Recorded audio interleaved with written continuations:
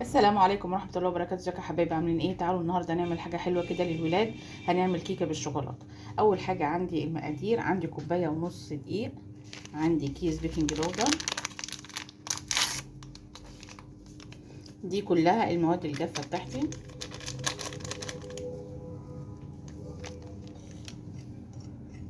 عندي هنا 3 معالق كاكاو.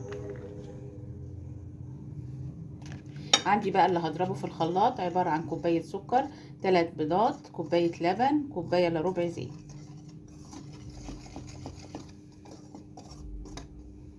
هضرب بقى الحاجات دي كده كلها في الخلاط ونرجع نعمل مع بعض، نكمل مع بعض الكيكة. هنا بقى عندي الخليط اللي ضربته في الخلاط، 3 بيضات، كوبايه سكر، كوبايه الا ربع زيت، وكوبايه الا ربع لبن. احط كله كده.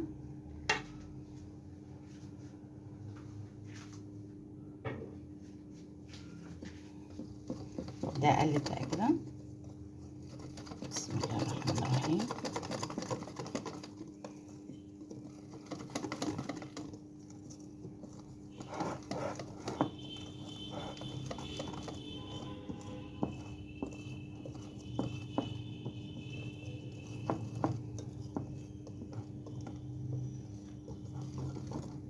تحت لفوق كده عشان لو في دقيق تحت يتعجن كده مع الخليط كله.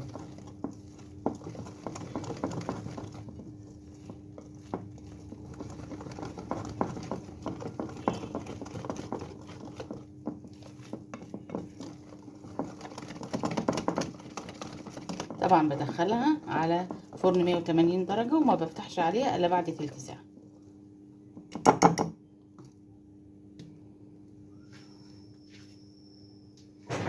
عندي بقى هنا صينية دهنتها سمنة.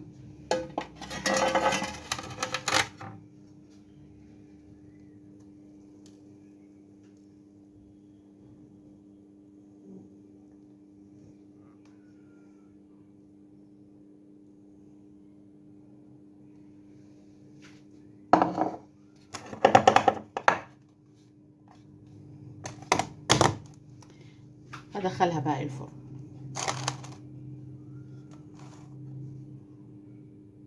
تعالوا بقى نعمل مع بعض صوص الشوكولاتة واقول لكم عبارة عن ايه. عبارة عن سكر،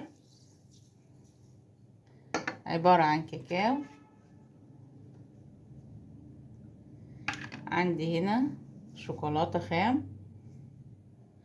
هرفع ده كله كده على النار واسيبه لغاية ما الشوكولاتة بتاعتي كده تسيح، واقلبه ايه بسيط كده لغاية ما الشوكولاتة بتاعتي تسيح. زي ما انتم شايفين بقى الكيكة طلعت معايا. هي عايزة تعرفي ان كانت مستوية ولا لا، بعود زي ده كده وتبداي تحطيه كده. ان طلعت معاكي ناشفة، ان طلع معاكي ناشف كده يبقى هي استوت. ببدأ كده. عندي هنا بقى صوص الشوكولاتة بعد ما سويته كده على النار وسيحت الشوكولاتة.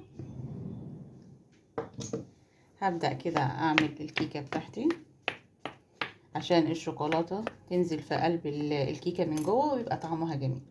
بسم الله الرحمن الرحيم.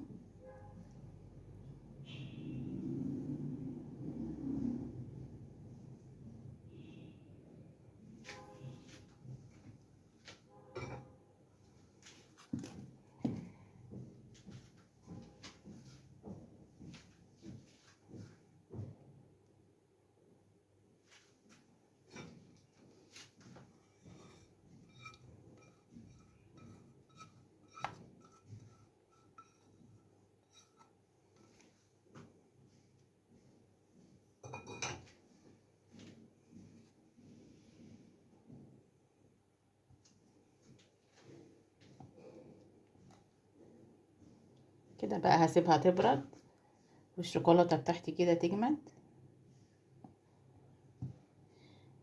اذا عجبكم بقى الفيديو اعملوا لايك واشتركوا في القناة.